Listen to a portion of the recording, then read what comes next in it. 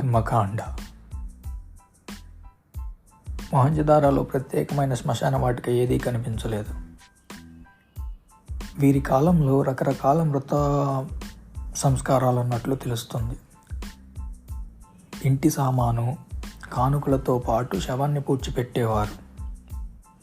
మృత కళేబరాల్ని అడవి జంతువులకు, ఆకాశ పక్షులకు వేసి మిగిలిన అస్థికల్ని భూమిలో పాతిపెట్టేవారు. మూత ఉన్న పెట్టెలో శవాన్ని పెట్టి వస్తువులు, కానుకలుంచి ఇళ్ల దగ్గర కానీ ఇంటి ఆవరణలో కానీ పూడ్చిపెట్టేవారు. నది ఒడ్డుపై మృతుల్ని దహనం చేసిన తర్వాత మిగిలిన బూడిద అస్థికల్ని ఏరి అనంతర కర్మకాండ జరిపినట్లు కూడా తెలుస్తుంది. అంచేత ఆనాడు ఖననము, దహనము ఉన్నట్లు మనం గమనించాలి.